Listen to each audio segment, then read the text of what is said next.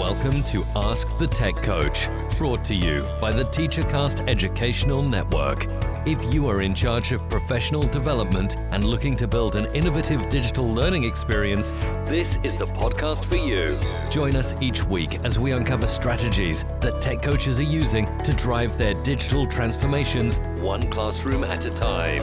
And now for your host, with over 2 decades of experience working with tech coaches and EdTech companies from all around the world, Jeff Bradbury.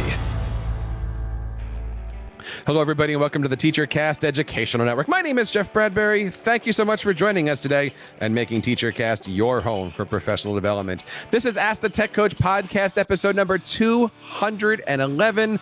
I hope you guys are enjoying your summer. We have been putting out content nonstop for the last couple of weeks. You might have noticed that our podcasts have been popping out on Mondays, Wednesdays, and Fridays. That is because over the last few weeks, we have had a lot of great presenters coming on who have done amazing things over the summertime and presented at the ISTE conference. I want to one more time say thank you to everybody who has come on and been a co-host with me. I am looking forward to a great school year. I hope you guys are too. On today's show, we're going to be talking all about those first 90 days. How do you get into a building? How do you build relationships? What are some of the pitfalls that you might want to avoid? And how do you set yourself up for success? I got to tell you, I've got 3 amazing guests coming on today. And every single time I take a look at what we're going to be discussing today, I say to myself, I wish I had this the last time I was a new coach, which wasn't so long ago. But everything in here is designed for you by instructional coaches that are here to help and support. My first guest today is not only the CEO of Gold EDU, the CEO of Control the Chaos EDU. She's a 2-time podcaster, a fantastic speaker, presenter, a good friend of TeacherCast, and she's also an instructional coach. I want to bring on today Miss Stephanie Howell. Steph, how are you today? Welcome back to Ask the Tech Coach. I am great. How are you, Jeff? I am so fantastic. It's great to see you. How has your summer been post-ISTE?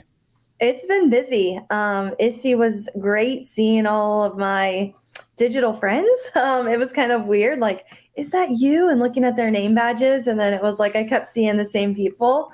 But yeah, ISTE was fantastic. And then just coming back and doing some virtual conferences. I was in Nebraska, which was a really fun state and awesome people. So yeah, it's been a busy summer, but a lot of fun and a lot of good work. That was weird, right? You spent all this time connecting with people to make the Twitter graphics come alive. And then over the last 3 years, they turned back into Twitter graphics, and all for like 5 days, they were alive again. It was fantastic. How did you feel about ISTE? I mean, 14,000 people there all having a good time. What was one of your takeaways? I think majority of my time was spent networking, just kind of going up to people, talking to them. That's how I learn best. Is just by talking to people and getting a feel for what are they doing in their district, or sharing kind of some of the stuff that we're doing. I went to a few sessions because I was presenting at ISTE, so that took up a lot of my time. But I went to a few coaching sessions because that's just something that I'm passionate about. And the coaching sessions were fantastic, amazing resources, and great presenters as well. I completely agree, and I am so fortunate that so many of the presenters have found themselves on an episode of Ask the Tech Coach. If you guys are out there listening and you haven't checked out episodes like 200 to now, check these things out. Lots of great stuff. One of the people that I met at ISTE that I was excited to meet is a national board certified teacher, Google certified trainer and coach, and she's currently the director of instructional technology coaching for the Learning Center of Technology and Education in Illinois. I got some of those words wrong, but I added a few extra words. Miss Nicole Zampano. Nicole, how are you today? Welcome to Ask the Tech Coach. Hi, Jeff. Thanks for having me. It's a great group tonight. I am looking forward to this. Tell us a little bit about some of the great things happening out at Illinois, and how was your ISTE conference? ISTE was great. Like Stephanie said, it was just great to network with people. And I had the privilege a few years back when ISTE was in Chicago to be on the program committee. So to see the back end of all of the work that goes into it, then to actually go there and see people that I was on the committee with and just see old friends, just a ball. It felt like there was no time lapse at all from being virtual. It was great. Everyone's like, oh, it's been 3 years since Philly, but it's like, really, it was more, hey, how you doing? Like, how have you been? It really is that whole family atmosphere. 14,000 of your closest friends got together. Were there any sessions or anything that sparked your mind that you're like, I can't wait to take that back to my crew? Again, a lot of it was just reconnecting with people. I spent a lot of time volunteering in the Learning Journey Design Desk for ISTE. So having a chance to connect, especially with newbies, people that had never been there before, to see their excitement, it actually rejuvenates you to see a newbie's excitement. And like Stephanie, I went to a couple coaching sessions because in my role as the director of instructional tech coaches, I'm always looking for new things to bring back to my coaches and new ideas. And again, just staying invigorated in it. So it was overall great. It was so nice to get a chance to get to see you, get to know you. And of course, we've got a lot of stuff to talk about and hoping that you'll pop up on a future episode of Ask the Tech Coach. And I want to introduce my next guest today. She's also a Microsoft Innovative Educator expert, Google Certified Innovator Trainer, ISTE Certified Educator, Canvas Certified Educator. And she's currently the Technology Coordinator for Arlington Public Schools in Virginia. I think I got all that stuff right. Miss Katie Fielding, how are you today, Katie? I am good. I kind of have half a voice, but I have 2 cups of tea. So we're ready to rock tonight. It is so great to have you on. How are things out in Virginia? And, how was your ISTE?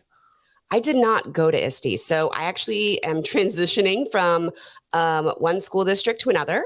And I had 2 weeks between the roles. So I thought after the past couple of years, I really needed to take some time for me and my family. Good for you. How's the summer been? What are you looking forward to about this upcoming school year? Yeah, I'm really excited to have joined a new division and to be working with my new boss, and who's really going to be pushing a culture of coaching in a different way than it's been seen in Arlington Public Schools before. So I'm excited to get to build that with her. We've had a lot of great instructional coaches on the show over the last very short amount of time. In fact, if you're listening to this when this episode comes out, you might have noticed that we've been putting out podcasts on Monday, Wednesday, Friday over the last week or so. And we're going to continue to do that for the foreseeable future because there's just so much to talk about in instructional coaching. Steph, you and I were speaking about this a little earlier. And the question that we were discussing is, what does a coach need to be thinking about as they start this school year? And I did a show recently about data. We're going to talk a little bit about that. We had a show a little bit about creating structure, those back end types of things. I'm excited today to talk about something that you've been sharing on social media and on your website and all the different brands that you work on, this 90-day concept. Can you tell us a little bit about what are coaches interested in learning about and making sure that they need to be doing in the first few months of school? Yeah, it's kind of funny. Katie sent out an email to, I believe it was the Google Trainer group. I'm like, which group was it? And it was just kind of asking for people to jump on board with this idea of the 90-day coaching plan. And I'll have her talk more about that why and the behind the scenes. But for me, we have a couple new coaches this school year. And they have been asking me questions. And I'm like, seriously, ask me the most craziest questions. You will not be judged. Because when I started coaching, I had no one. I found people along the way, but when I first entered the role, I didn't have a relationship with like an existing coach. It was just me going into this role, and I had to figure out everything. I had to figure out what templates I needed. I needed to figure out what I was to share, what I was not to share.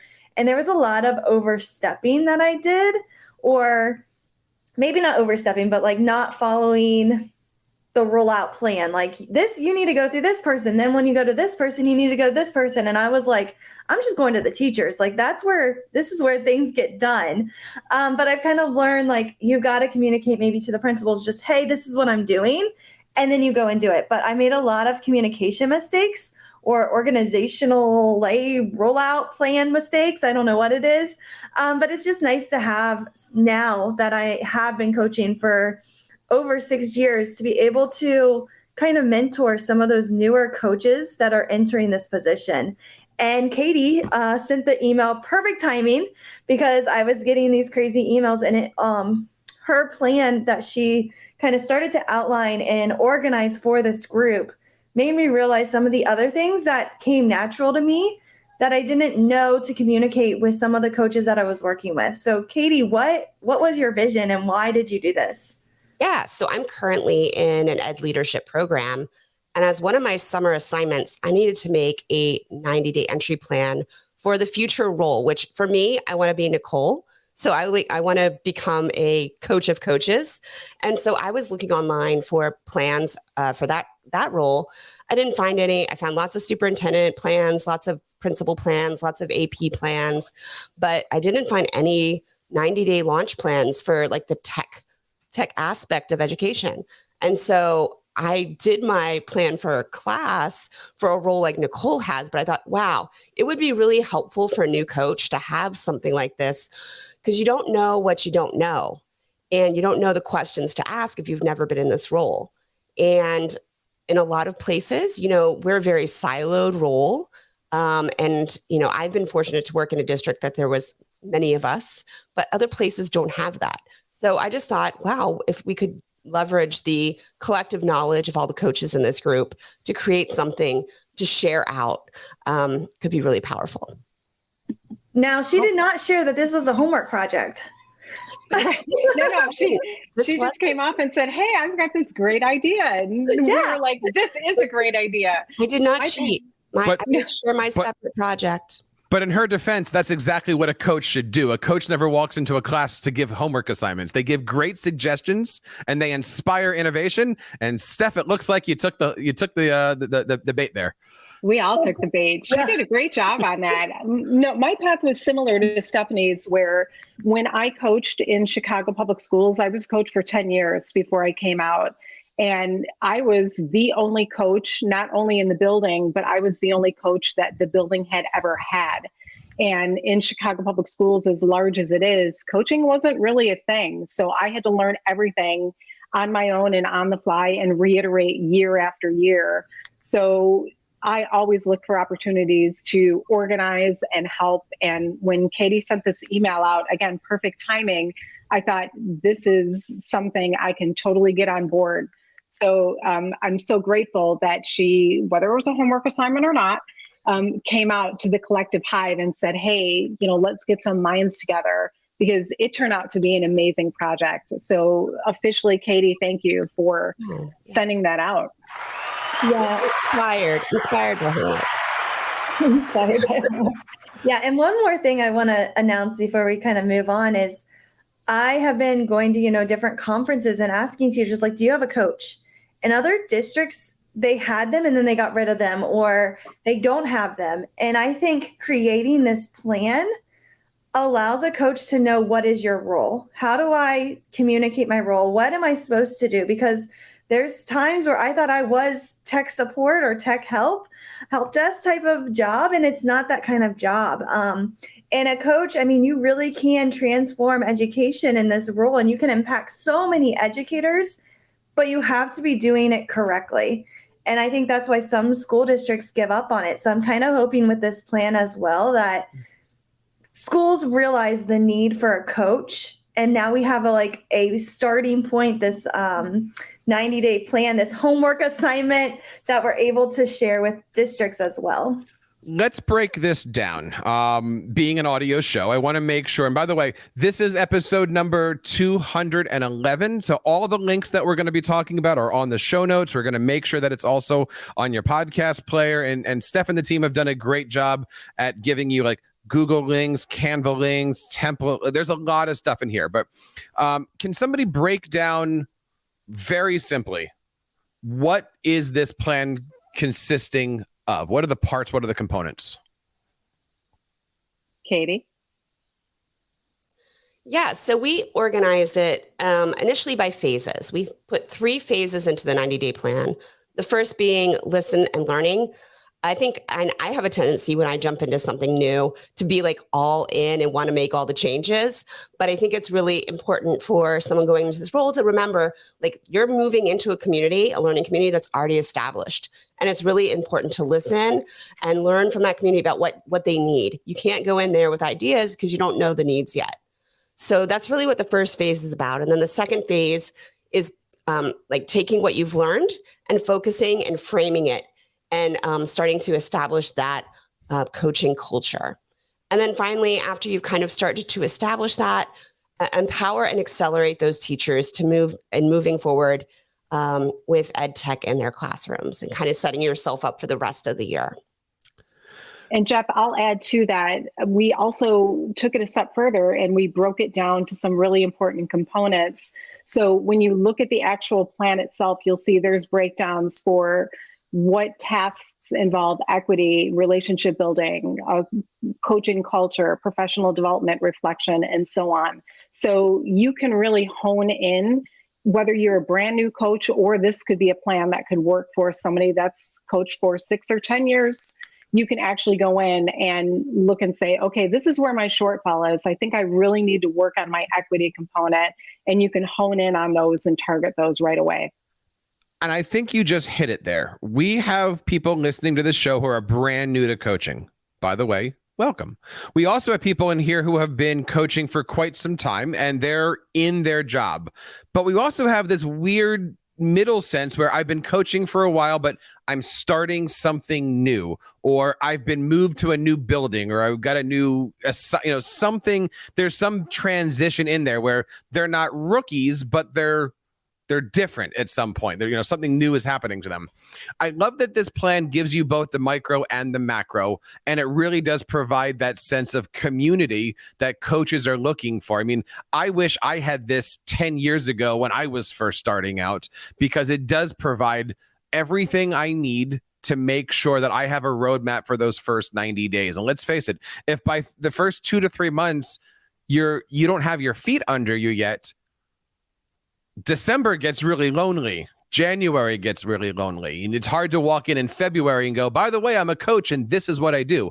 Making sure that you're setting up those relationships is really, really key. How many people worked on this to put it together? I want to give credit where credit's due here. Like, how big was the group? You got a lot of amazing coaches that have contributed. What was the process like putting all this together? Yeah, I think we had about 20 people who we met weekly kind of through June talking about it. And there was probably maybe like a core 7 or 8 people who came every time, but then some other people who cycled in or commented on the doc. So yeah, we had a lot of voices. And that's one of the things that was important to me, was to open it up to whoever wanted to participate, to get as many voices and experiences into the document as possible. And I'm personally excited about using it in my transition from one district to another. So that was also part of my motive, was to help me reset moving into this new role.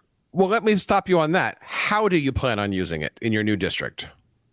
Yeah, I've been a coach for 5 years. So this was just a reminder to me of things I already knew, because I'm not new to coaching, but things that I wanted to remember as I moved in, especially that I'm moving into a new district. There is a lot to learn. So maybe for me, my listen and learn phase is maybe going to need to be a little longer than 30 days. But yeah, just reminding me of the important things to establishing a good coaching relationship with teachers and culture. Nicole, as somebody who's in more of an administrator role rather than directly in the classroom, I hope I'm saying that right. How can something like this be manipulated so that way it fits the needs of a particular department, building, school district?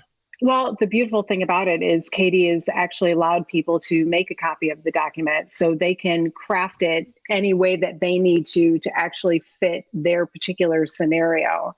So that would be the number one way.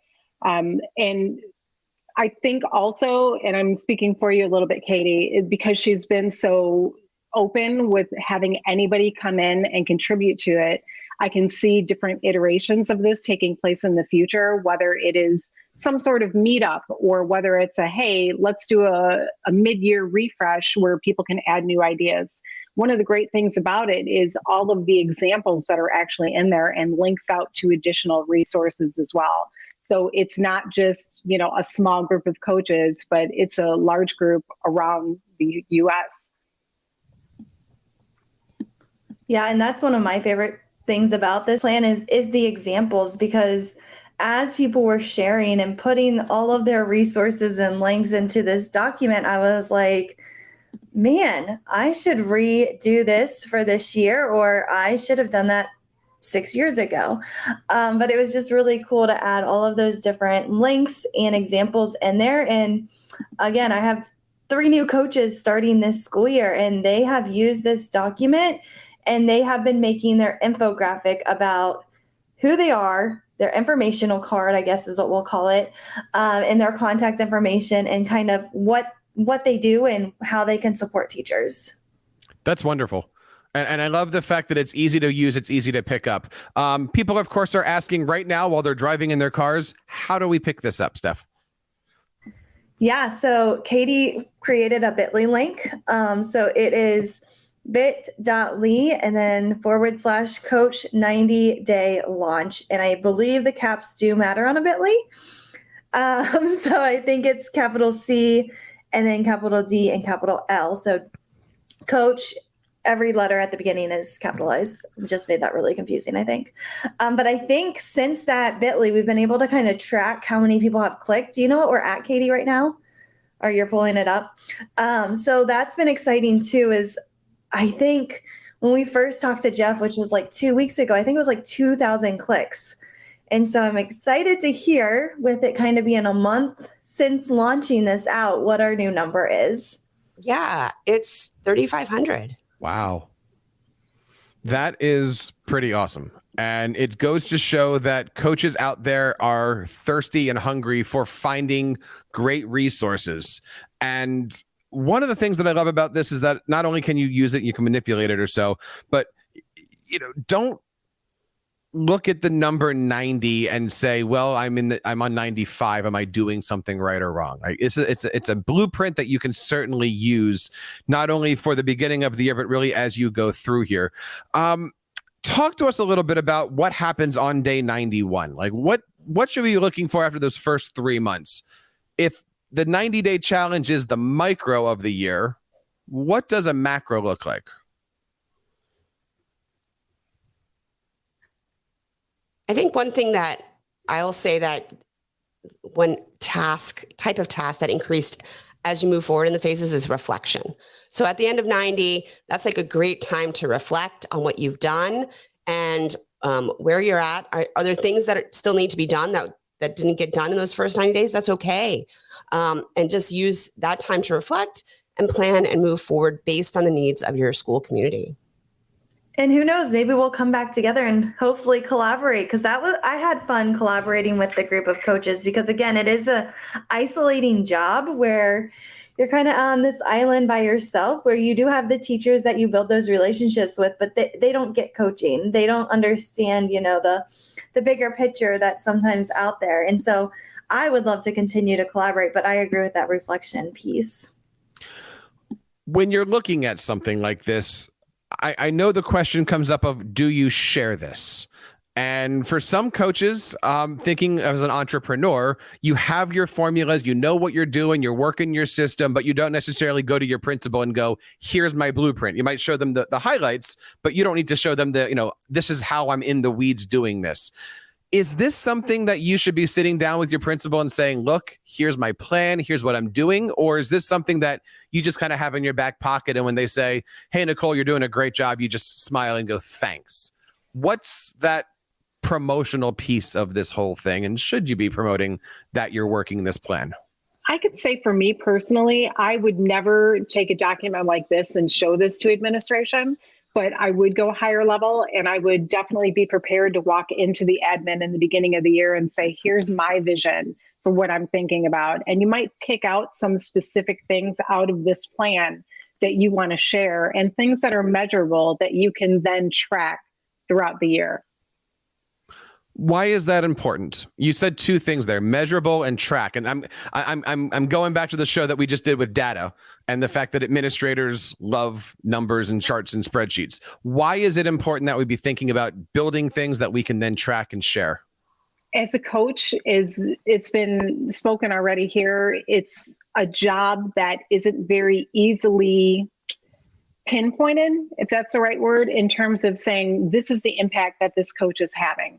We know in the trenches the impact that we're having. We know with those day-to-day encounters with teachers and other coaches, the impact that we're having.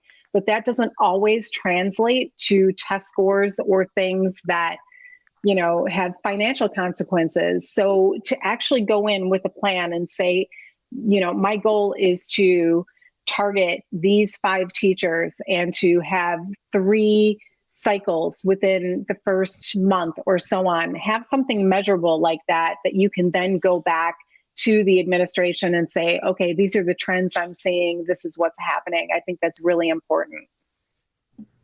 Yeah, and I like to use this document. I mean, I went through the Google coaching certificate as well, and it built my vocabulary and language to use with our upper admin and board members to understand coaching. Because again, they don't maybe know some of the job tasks or some of the impact that we have. And so I was able to kind of explain like why I was spending time building relationships. Because again, if you don't have relationships, you're not going to see change. But I think as a new coach, I didn't know how to advocate or how to verbalize some of the techniques that I was doing. And so now that I've had those resources, it's easier to communicate like why I'm doing what I'm doing and why it works, and providing that also, hey, Katie in her district, like she's using this as well, and we're able to collaborate. Because again, you feel like you're on an island, and when you have other people to be like, hey, am I doing this right? Or you see this 90-day coaching plan and you see templates and you're like, oh, I did send that out already. You have some like, oh, I'm on the right path. And you just feel excited about that, because I know for me, I was like, I don't know if I'm supposed to send this or not, but I'm going to. And then I'm like, am I sending too many emails or am I not? But then when I look at this document, I'm like, okay, I was doing everything somewhat correctly. One of the best ways to pick this up is by heading over to our website, askthetechcoach.com, finding episode number 211. All of the links are going to be down here, and I certainly hope that you guys have a chance to check this out. And if you do, let us know. All of these social media links for everybody on the show will be in here. We'll talk a little bit about that later, but we would love to have you guys share things. So thank you for sharing this with us, and this is really, really important stuff. Before I let you go today, and before we wrap up the show, I'm wondering if we can do a quick instructional coaching round robin. This is something that we've been doing on the last couple shows as the year starts off. Talk a little bit about, like, you know, this is the tools. What's your application of choice? What do you use? All those different things. Can we end today by doing a little quick fire challenge? Would that be cool for you guys? Let's do it. Awesome. Some of these are going to be just word associations. Some of these are going to be, give me the 30-second answer. And some of these might be, I use this because. So we'll just kind of go around in circles, and we'll kind of do like, let's just, the way that I'm looking at this is Steph, Nicole, Katie. We'll just kind of go in a circle here and kind of keep going clockwise. The question that I get a lot from coaches now, and this has been a big thing in our Facebook group, is how do you introduce yourself? So I'm going to put you on the spot, little Toastmasters table topics here. But Steph, give us an example of how do you stand up at the beginning of the year and introduce yourself? Hi, my name is Steph. Start there. Yeah, first year as a coach, I would do this. I would ask the principals, can I speak for maybe 15 minutes? Just a quick, hey, this is who I am, have a cute little presentation. And then now that I've been coaching, I reach out to the new teachers. So I kind of stalk them. I get their emails and I send them a nice little email before they even step foot in our district on day one. And I just kind of say, hey, this is who I am. This is how I can support you. Let me know if you need anything. And then I attend new teacher orientation, and I am another, hey, I sent an email, this is who I am again.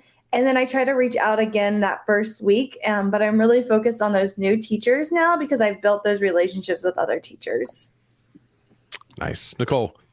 Same type of thing. I will say back when I was school-based, I'll take it a step further, that once I was established in the building the first year, the next year I started whole school initiatives the first 2 weeks of school to try and just grab people and get them on board. So once you get them on board, you can kind of reel them in and then start to build that relationship. Nice. Katie. Yeah. So like I've said before, I'm going to be in a new building this year. So no one's going to know me. So I am just literally going to knock on doors, just introduce myself, ask them, you know, what their interests are, what their passions are in teaching and in just personal life, just starting to establish those relationships one-to-one.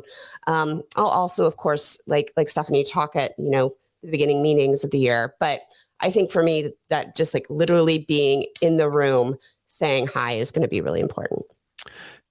Next step, promoting yourself. Give us a few things that you do. I know Katie just kind of mentioned the knocking on the doors. Advice for coaches who are trying to figure out how to promote themselves, how to try to get into the space? What do you guys have advice for on promoting yourself in your buildings? Steph. Oh, am I starting? Yeah, so being present, that is my biggest thing, is just doing, I like to call them like the morning walkthroughs, or like the doctor walkthroughs like they do in the hospital. And you just kind of go through and they see your face like, hey, do you need anything today? Can I help you? What support do you need? And then go to the next teacher, next teacher, next teacher. You might not get to everybody, and that's okay. But you just got to get to as many as you can within that 30-minute time period, or however long you have. Nicole, ideas for promoting yourself, building your coaching brand, etc. I found that I promoted myself by promoting teachers. So every year outside my office, I would have a bulletin board that had a theme to it, and every teacher that had a Twitter account, their Twitter account, and so on, I would print off their tweets. And the more I found that I promoted those teachers, the more teachers started to come and say, hey, wait a second, why are you paying attention to her? And I found that that was a good way to get myself out there. Nice. Katie, what's your thoughts on promoting yourself? Yeah, I do weekly tech notes, and I use Wakelet for it, and I love it. And I do some very similar to Nicole. I highlight other teachers in that. It's not about me. It's about what's going on in the building. And also the need to know information as well. So they kind of have to go to it for certain information, but then get those tech tips and celebration of what people are doing. All right, next topic. I think I know your answer here, Steph, but I'm going to ask it anyway. Scheduling and booking yourselves. What are your tools? Do you have a scheduler? What's your calendar of choice? What are those scheduling booking tools? Yeah, I use Google Calendar. Shocking, right? But with that, I have appointment slots set up, but I don't really promote that. How I kind of promote it is just when I'm talking to a teacher in the hallway and they say, I want to try that. Oh, when's a good time? And I just book it right then and there. Also, I have them email me, but I like to kind of be in control of my calendar just because I'm in multiple buildings. And so drive time is what I like to kind of control, or, hey, can I come on this day because I'm already in the building that day? So just trying to think about my time wisely, because it takes me about 15 minutes, 20 minutes to get out of the building sometimes because people stop me to drive somewhere else. And so that is a lot of time where I'm driving. And so I've been trying to be more intentional about that time as well. But most of it is just, and I'm in a meeting. Hey, I want to try that. Okay, when are we free? Let's book it. And when it's on the calendar, we're most likely going to do it. Yes. Nicole. Google Calendar, by and large, that, and just a lot of chat, believe it or not. A lot of Google chat goes back and forth, and well, let's jump on a call. That's interesting. I like that idea. Katie, what's your booking calendar programs of choice? I'm in a Microsoft district, so Microsoft Bookings is what I lean into. Yeah. What are your thoughts about Bookings? I know they just got a recent upgrade, still visually kind of like vanilla, but the upgrade, I think it's really nice. This year I'm going to have a partner, so there's going to be two of us, and you can have two people on that calendar or that booking system, which is really nice. Hopefully my new partner is into that option. Sounds like another homework assignment. Yay! Steph, Nicole, have you done anything with the new booking features yet in Google Calendar? No. Yeah, I do like appointment schedules. I'm just a control freak. So I like to just make sure it goes through me and I can put it in. But it is nice. Like, for an example, we just got Go Guardian this school year. And so I'm planning on using it the first 3 weeks, I think, and just saying, if you need me to come in, here's the week I'm doing that training, just book me 15 minutes. So for that kind of stuff, I'm going to, but it's also more controlled because I'm going to say, if you're in this building, this is your day, compared to just schedule me all year that way.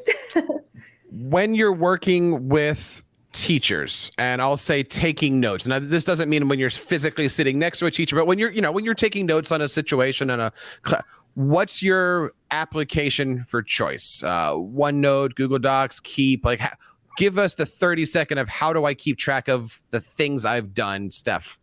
Yeah, I use Connect Hub. So Susanna Summers is an amazing educator that created this application. And so that is kind of my first thing. Sometimes I will pop open an email if we start talking a lot of different resources. Sometimes we just start a Google slide and start creating. So it kind of depends on the teacher that I'm working with, but I do like to send them the resources that were shared or like a recap, because I think follow-up is so important in coaching. And so usually it is kind of like a copy and paste to an email, or I take 5 minutes after the meeting and type something up real quickly. One vote for Connect Hub. Love it. Nicole. Docs and Gmail, it's pretty much by and large, but this year our coaches are also going to be using Teach Boost. So I'm looking forward to that, because I'm looking forward to the data that that's going to bring back. Nice. Katie. Yeah. I like to record when I meet with people. So I've used Otter as an audio recording just to record the audio, and it transcribes it. And then I'm able to go back to the office and kind of make really nice notes and email them what we discussed. That way I'm not in a computer when we're talking. I'm like really focused on that conversation. They're going to get hard. These are the big topics that you're seeing out there on the socials here. Newsletters, application for newsletters, and most importantly, why? Steph. Yeah, newsletters are a hot topic, I think, right now, because I was spending a lot of time in them, and it's hard. I just use Google Slides, and then what I do is every single week, I just add the new slide right on top. I just kind of keep adding. I have my own side like edit one. So that one might be like done a week ahead, and then I just copy and paste it over. So it's pretty easy on my end, because I got like a template going. I have all the dates. I was doing weekly, but this year I'm moving to monthly. I'm going to see how my teachers respond. But I do have a lot of my go-getter type teachers that love the newsletter. So I do want to support them, but I think they're the only ones that are really looking at it. And do you give out the publish link? Do you just give out the view only link so they can see everything on the, like, what does that link, which link do you give out? View only, because I'll add pictures off to like the gray space on the side of a Google slide.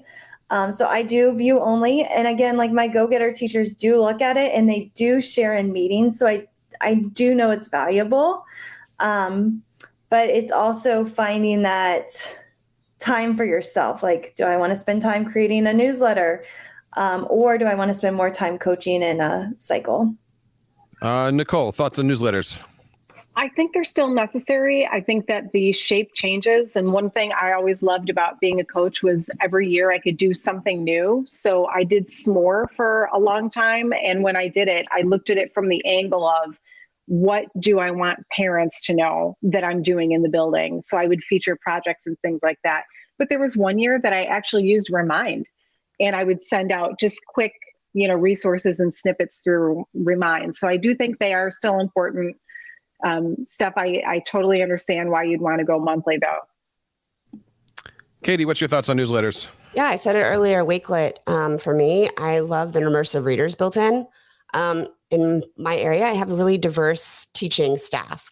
So I have a lot of teachers that are not native English speakers. So that option for them to turn it into whatever language they want to learn or read it in is just as important for them as it is for students. I also, at the top of every Wakelet, I do a Flipgrid video, which is built into Wakelet. I'm kind of summarizing it. So I really like to model those UDL things of giving multiple means of representation, even when I'm giving stuff to my teachers. Last round, and this is one where I want you to feel free to plug your stuff or plug a program. But when it comes to coaches, we're all trying to figure out how to get professional development for ourselves. That have created or ones that we've been a part of. But what is your recommendation for professional coaching programs, coaching networks, coaching certifications? Steph, please feel free to share what's going on with GEG Global, but where do you go for your coaching knowledge? Yeah, for coaching, I mean, there is a Google coaching group, but I feel like it's still in the trainer group. So I don't really go to the coaching group as much. I don't know why it's not as active. Maybe because we're just used to typing in like the trainer email address when we need help. But I do use that group a lot. Also, Global GEG has a lot of coaches, so that has just built some friends that I'm able to collaborate with as well. But again, you just have to kind of follow people on Twitter. That was another place. And reach out to them when you have questions. Sending a person on Twitter a DM is going to make that relationship a lot stronger. And you're going to start to share back and forth. Yes. Nicole. Agree 100% with Twitter. I was also very active with EdTech coaches through ISTE, through the ISTE forum. So learn a lot and connect with a lot of coaches there. I also facilitate a group in Illinois for EdTech coaches across the entire state. We meet once a month virtually. You're all more than welcome to join in. People outside of Illinois join us as well. But I find that we lean on each other a lot. And then from those meetings in between, we created a Google group. So almost every day, people are bouncing things off back and forth. Definitely would love to have you put the links to the show notes all together for that, and love to share that stuff out on our Instructional Coaches Network. Katie, what's your thoughts on professional learning for yourself? Again, Twitter. Yeah, that has been my inspiration a lot in learning from other people. And in a more hyper local way, I am starting a Coaches and Coffee for my Northern Virginia region. And we're going to meet once a month on a Saturday morning for coffee and just chat between different people in different districts. Thank you all for taking the time tonight and coming on the show. I have learned a lot. And with all the coaching that has been happening here on this channel, I think one of the best parts about it is that this knowledge that coaching is alive. There's a lot of great resources out there, whether it be a Google coaching, an ISTE coaching, an Apple coaching, go make your own, go create something to support yourself and to your crew. I think the important thing that we can do is just continue to build those relationships within our teachers, within our staffs, but mostly within our own networks. And I want to say thank you for taking the time. And of course, thank you for being a part of our Instructional Coaches Network here. Steph, where can we go to find out more information about the great stuff that you're doing? And one last time, where do we go to get that 90-day planner? Yeah, Twitter is probably the best way to find me and reach out. So I'm at Mrs. Howell 24. And then to get the 90-day planner, I'm going to hopefully say the bit.ly a lot better this time with the capitals. So bit.ly/coach, capital C, 90, capital D and day, and then launch is capital L. Nice. Nicole, how do we find you? Twitter's great, at M. Zampano. Nice. And Katie? Yeah, Twitter at KatieF. As we're going through the summer, many of us are already back in school. Some of us are starting school in the next couple of weeks. It is really, really important that we have a plan of attack for going in. For some of us, that could just be opening doors and saying hello. For others of us, that's sitting down with administrators. And for some of us, that could just be getting your feet wet in those first couple important days as a coach, figuring out where you are, what your place is in the school, and how your role is going to be there to support the teachers. The most important thing is that you have a network around you. And I'm so happy that you are here making TeacherCast part of your professional learning and making Ask the Tech Coach a part of your weekly professional learning goals. If you like this show, do me a favor, hit that like and subscribe button. Go onto Twitter and share this with everybody else. We produce shows every single Monday, and I'm looking forward to having you join us for that next one. So on behalf of Nicole, Katie, and Steph, and everybody here in the TeacherCast Educational Network, my name is Jeff Bradbury, reminding you guys to keep up the great work in your classrooms and continue sharing your passions with your students. You've been listening to Ask the Tech Coach, hosted by Jeff Bradbury of the TeacherCast Educational Network. Please reach out to the show with all of your questions on Twitter at AskTheTechCoach or online at www.askthetechcoach.com. Be sure to subscribe to our podcast so you don't miss any future episodes. And please take a moment to write a review in the App Store.